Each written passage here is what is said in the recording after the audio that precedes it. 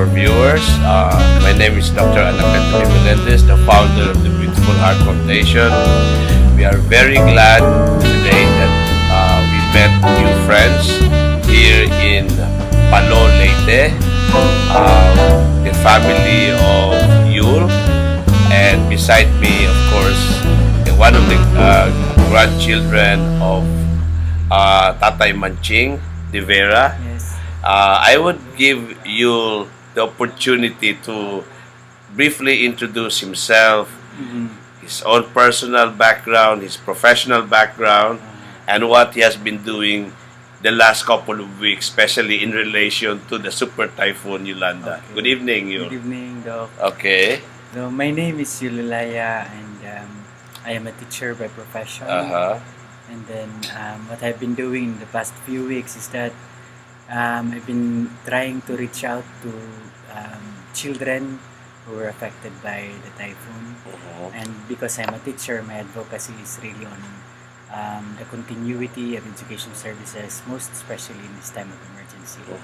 And I understand you somehow you and I came from the very prestigious university here in the Philippines.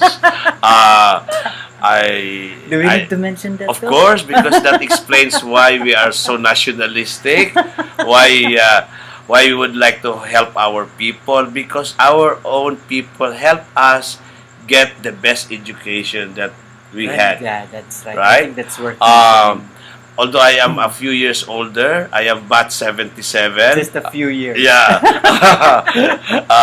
I graduated from the University of the Philippines in Diliman, taking a Bachelor of Arts, major in Humanities, pre-med. Okay. And how about you, Yul? What year? Yeah.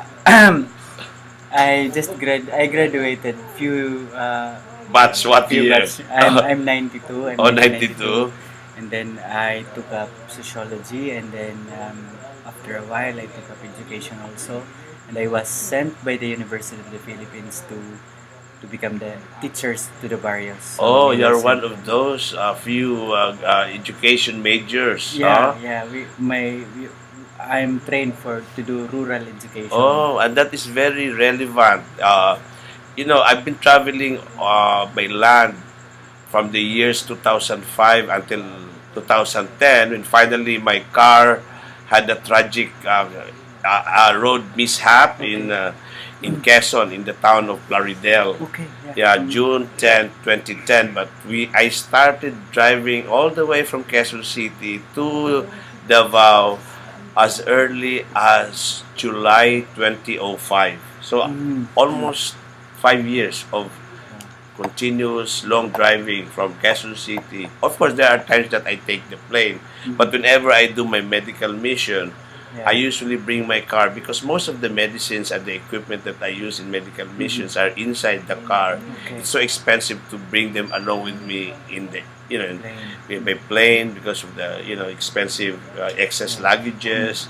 So during those travels, I passed by the island of Leyte, Okay. from Bicol to Samar. Allen is the first town, I think, and then all the way down, and then crossing the world-renowned San Juanico Bridge, That's ending up in the beautiful city called Tacloban, and then Palo. Hello. Yes. Yeah, the first time we passed by with my family in July 2005, we even had a chance to have a photo ops or picture taking with the monuments of MacArthur. the General MacArthur and his soldiers.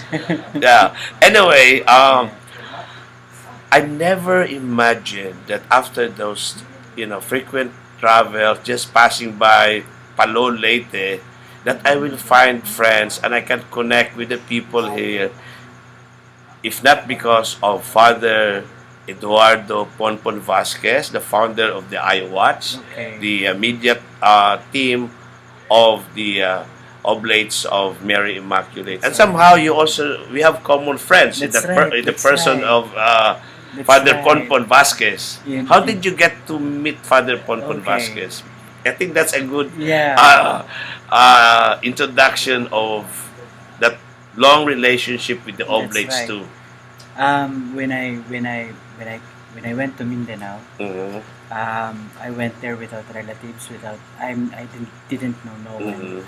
actually. And then I went to the Notre Dame University, Okay. and actually the first oblate that I met was Father June Mercado. Mhm. And And then this is around what year? this was 2000 during the 2000. all-out war in Mindanao. Oh, Then under there the was term of the presidency of President Iraq, That's right. Estrada. That's right. Okay. Uh-huh. So there was so many evacuees, and then I was trusted by Father John Mercado to be one of the staff of the Ecumenical Commission for Displaced Families. Mhm. And then our mission is to reach the evacuees Mhm. that are unreached by Mhm. ano. So I think it carries with it. Mhm. It carries with it the apostolate Okay. of the OMI, Uh-huh. being the experts of difficult missions. Okay. So after that, I went to Pikit Uh-huh. again during the war in Pikit in 2003, and Okay. it was Father Bert Lyson Uh-huh. who hosted me as a part of his team in Mhm. the interreligious dialogue. Mhm. And then there was again recurring war in Mindanao. Okay. I was doing some work with the evacuees and Uh-huh. monitoring the ceasefire. Uh-huh. And I was holed up in Datupiang. That's where I met Father Ponpon. Oh, okay. And we had a life-changing experience with Father Ponpon. Uh-huh. That, for instance, there were already many evacuees went hungry during that time, Uh-huh. and then there were we advocated that food should be distributed to the evacuees, Uh-huh. but food were blocked Uh-huh. by the government forces. Mhm. So what we do is we had to do some underground distribution of food Mhm. to those to pregnant mothers, to Mhm. elderlies. Mhm. So we're doing it at night. We just put it inside our motorbikes and then Mhm. carry it discreetly to ano. Mhm. And because of that, we had a life-threatening experience. And Mhm. some sectors do not like us doing Mhm. that. Mhm. So that's where Father Ponpon and I had a very that's where our relationship became strong. Mhm. I think it grows stronger. Yeah, very interesting relationship. Yeah. But before we go further, I would just like to inform our viewers that we had a power failure. and- Remember, we are and- in a disaster site recently. There's still, but suddenly we have a power turn on again. What is important during those few seconds or few minutes of dark? They can still hear our voices. That's You know, right. that's the most important thing. And because that was also a bit dark story. Yeah, that's a dark story. Yeah, it goes with the story. Anyway, and from then on, you already you stayed in the field of education, Right. with the advocacy of continuing the education of children. Most especially Yeah, most especially during times of emergency. or disasters. That's right. Yeah, and the world really knows that the island of Leyte is one of those islands in the Philippines that was badly damaged and hit by the super typhoon Yolanda. right, that's right. So, bring us back to the time when that very strong typhoon hit the island of Leyte. What happened? Like few hours before that strong typhoon set in this island. I was not here during that time. Okay. But at least what I can tell you are stories of children that I met. But where were you then? I mean, I was in Mindanao. Oh, during you were that in time, and Mindanao. I came here a day after the oh, typhoon. okay, right after the Right typhoon. after How the did you typhoon. get to when in fact Well, I just imagine. we were seeing in the news that it's the island of Samar and Leyte seems to be unreachable. And it was actually practically unreachable. But Uh-huh. when I went to Cebu, went to Ormoc by boat, and then I rented a motorcycle in Ormoc and I drove Oh. it. It took me 8 hours. to Can you reach- imagine 24 hours after that disaster? Yeah. So how was it in the road? No, the road was really not passable, but we Okay. had to carry times you have to carry our motorcycle, then drive again, and then So you navigate. you came from Cebu, I came from Davao, and then and then I flew to Cebu, and then took a boat to Ormoc, and then because this was already a boat going from Cebu to Ormoc. there was very rare, but I was able to had a chance to ride. It was very full of passengers, and Okay. then because also of the food that were being carried from Cebu to Ormoc. So it was basically the areas that I passed by in that evening was seemingly all the same. Debris, trees fell, trees were in the street, Obstructed. The roads are obstructed by all this roads, yeah, debris, yeah, yeah. and maybe dead bodies too. Dead bodies too, right? Yeah. Wow. And then when I arrived after 8 hours of motorcycle driving, I started 8:30 and I arrived here 2:30. But when I arrived here in Palo, it was 3 times that I wasn't able to locate our house because of the so much distraction. I thought this was the right way, and then I tried another one. Yeah, and I tried another because one. it's totally disorganized with everything obstructed and dark, and at the same time dark. There was no electricity. And I was a bit worried when I saw a house, Uh-huh. and I said, "Oh, our house was gone. How about my family? They're no longer. There's no people. No Very one. No one." confusing. Huh? Then suddenly I realized, oops, this is not our place. Oh, okay. Yun the ganun. Yeah. So, but then that's it. Uh-huh. So, But of course, I heard from your grandfather earlier Yeah. the real story that happened when he was That's here right, in your that's house. right. Anyway, what is most important for me now is to learn what you do upon your arrival. What were the first things that should be done then? yeah. Um, I think I think it was um, well to say that I don't know. Well, this is just my guess, but it seems that it was important that I was also present. Because At the right time. at the right time, because many decisions were being made at that moment. Mhm. Um, Especially for your own immediate family. yes, for my own immediate family, what to do, and then where to go, and then things. It's important for I think the element of survival as a Yeah. family. And then there were many as days go by, like 2 days after the no, 2 3 days, even 4 days. The discussions were really more on survival, where to get food, where to get water, where to get kerosene, where to get medicines. But this is because no one was really prepared. I think there was some degree of preparation, but I Uh-huh. think the preparation was not enough. Was not enough. Yeah, given the magnitude of the Yeah, because that's what I heard from your grandfather. It was just declared as a low pressure area. It Yeah. was not even, clearly announced that it is a super typhoon. Yeah, I think there was certain degree of preparation, but I think the preparation fell less Mhm. compared to And the this is magnitude. really a lesson learned That's right. that we should not take for granted that idea of always be prepared. That's right. Yeah. Now, going back to education, since you are an expert in that special field of Not- educational approach. Not to- an expert. Yeah. Only having an experience. Yeah. on- So you applied that practically here in your island. That's right. The first time when I came here, and then I attended some meetings in Tacloban, because most of the activities are being conducted in Tacloban, the coordination, and we have to walk from Palo to Tacloban. Mhm. Then the very challenging thing is really to continue education. The reason why it's challenging, because no one really sees it as important.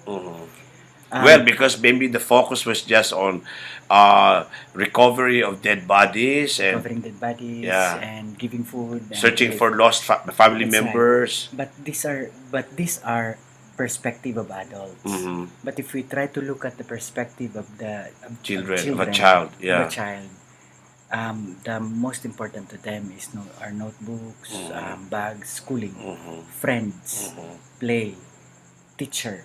So Mhm. these are the most important things Yeah, in the perspective of a because the child. life of a child revolves in the school and That's right. home. That's right. Yeah. 75% maybe of the life of a child revolves Mhm. around the Mhm. school Mhm. and the classmates. Mhm. So if we again if we cut that life Mhm. the rhythm, if we cut that rhythm in the life of the child, it's Mhm. like cutting Mhm. 50 or 75% of his Mhm. life. Mhm.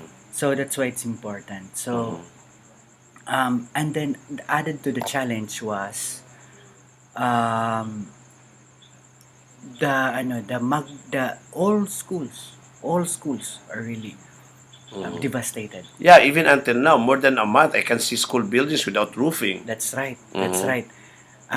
That's when the physical space of a school is ruined. Mhm.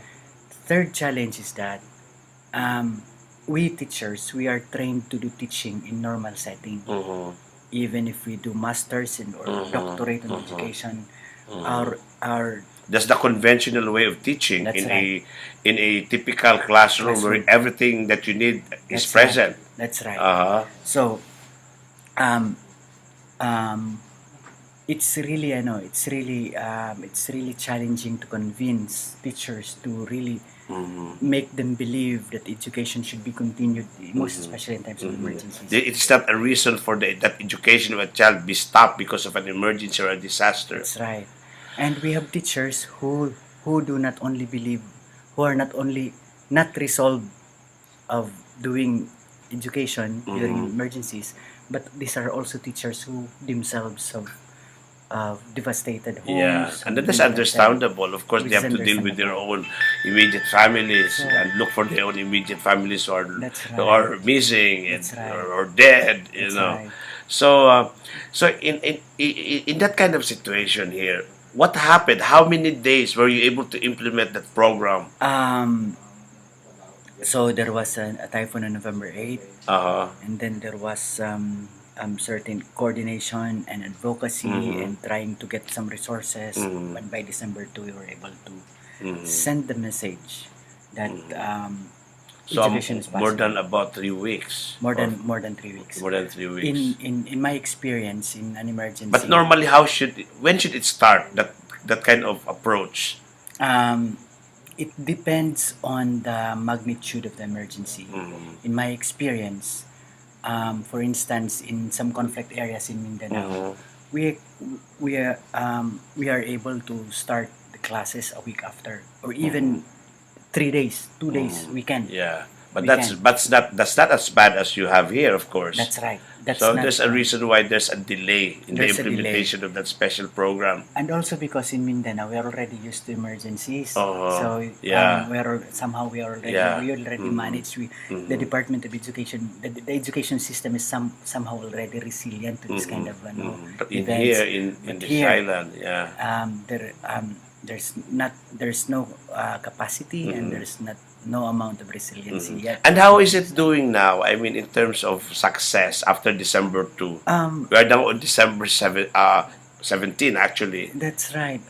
But as of now, based on our counting, out of 600, more than 600,000 children affected, Uh-huh.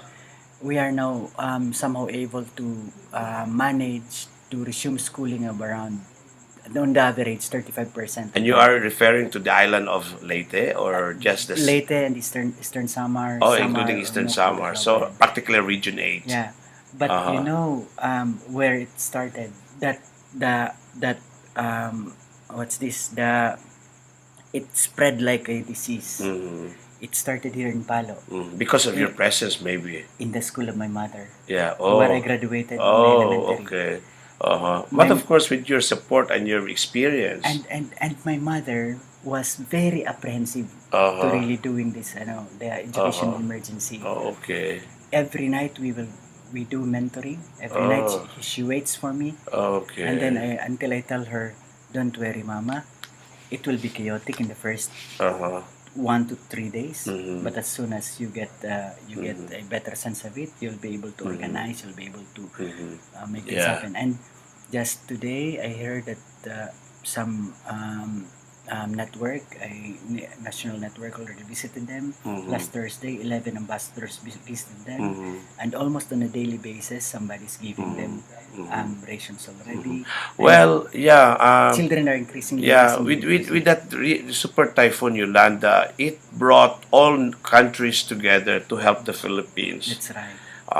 Of course, I appreciate the local participation of our own kababayans, people's organization, associations, That's right. of course, the government, that though short or falls short of my personal standard, but still, the beauty of a disaster is it brings out the best in people, That's right. the best in the beautiful hearts of people That's right. to That's assist and help and Oh. to transform lives, to pick up the pieces, so to That's speak.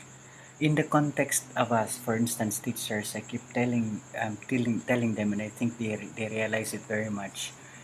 This is an opportunity also for Mhm. teachers to Mhm. deepen our commitment Yes. and strengthen our sense of mission. Yeah. In the same way that as a healthcare professional, over the years that I have been doing medical missionary work, whether there's disaster or not, just dealing with the poor patients, Right. as you do it more frequently, you become more devoted to That's it. right. That's You right. enjoy it. That's You don't right. even consider that work anymore. Even without pay, you enjoy That's it. right. That's So right. that's exactly what is the beauty of anything that, anything just to help people, Oh you yeah. forget about That's right. salary. That's right. Because Anything. what motivates you now is not the income, the salary, the compensation, but the joy of Yeah. being able to help other people in need. That's right. That's Yeah. right. And before we go, I know that the need here is still very enormous. Enormous. I've been to a very special medical mission work today in the jail, provincial jail. I enjoyed it. We were very successful somehow. But there's more work that I am trying to advocate, especially in the economic recovery Right. program. Right. I Now, agree. as far as your advocacy in education, I am giving you the opportunity to make your own personal appeal, especially to some other organizations or individuals who have never shared yet, Yeah. a part of their resources, or maybe to those organizations who are still there to continue helping. Yeah. Yeah, so please. Yeah. In times of emergencies, Mhm. um, if you want to invest in the recovery and in the future, it is best to invest in education and Of children. course, yeah. Always. So the sooner that we are able to resume schooling of children, the Mhm. better it will be for them. Because the faster that they will recover. Mhm. The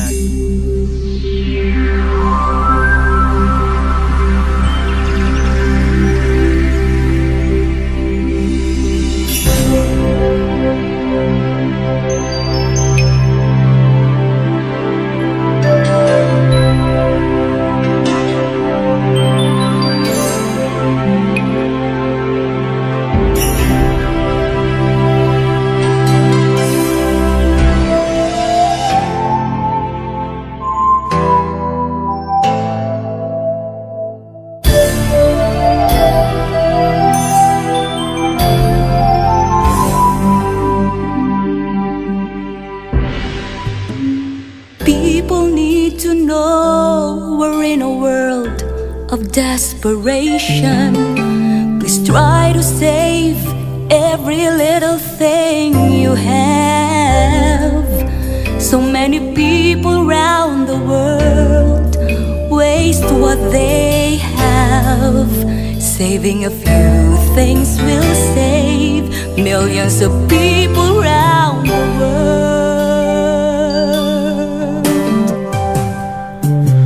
Throwing food away causes millions of people to starve.